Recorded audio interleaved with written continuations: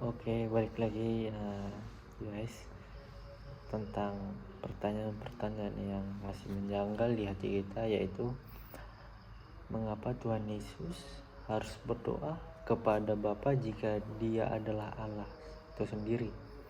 Nah, kan sebelum Tuhan Yesus disalib Dia berdoa. Nah, berdoa sama siapa sih? Kan kita masih mempertanyakan itu yang belum tahu ya teman-teman. Nah, saya akan menjelaskannya pertanyaan teologis yang mendalam ini tentang doa Yesus kepada Bapa. Nah, jawabannya adalah Yesus berdoa sebagai manusia sejati. Yesus berdoa kepada Bapa bukan karena Dia bukan Allah, tetapi karena Dia juga sepenuhnya manusia. Ini adalah misteri reinkarnasi Allah yang menjadi manusia. Ya, kita melihat ada juga doktrin yang masuk ke sini, yaitu dua natur Kristus. Yesus memiliki natur ilahi, sepenuhnya Allah, setara dengan Bapa.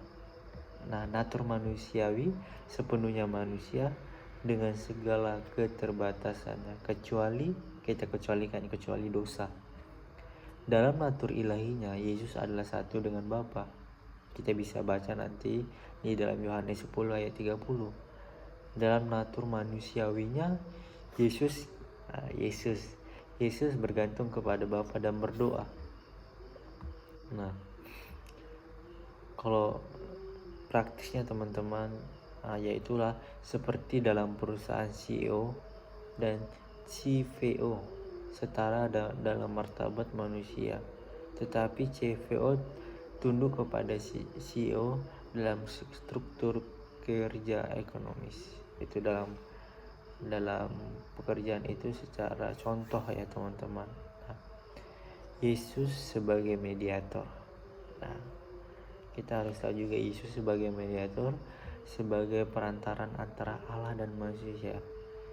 Yaitu Yesus harus sepenuhnya Allah untuk mempresentasikan Allah kepada manusia. Nah, itu sepenuhnya manusia, tadi kan sepenuhnya Allah, ini sepenuhnya manusia, yaitu untuk mempresentasikan manusia kepada Allah. Nah, doanya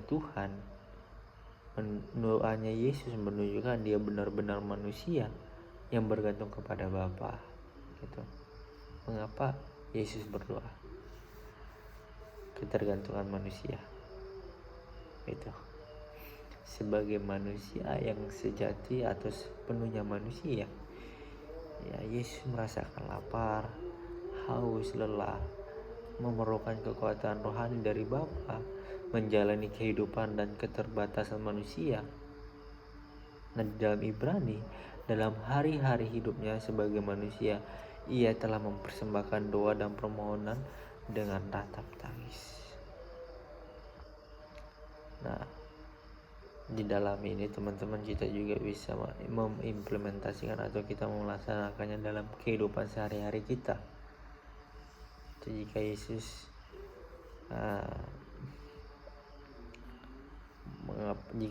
yang tanpa dosa perlu doa, apalagi kita, begitu.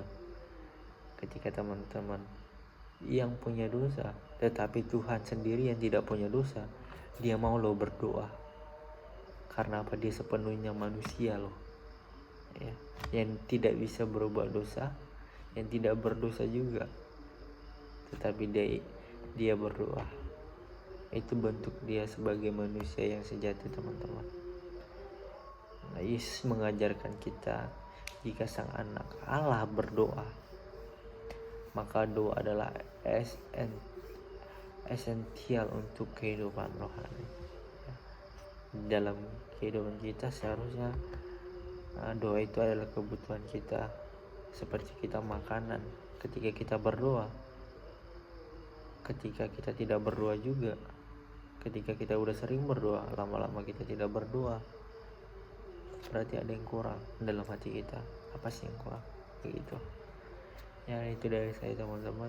Terima kasih telah mendengarkan jawaban pertanyaan dari saya.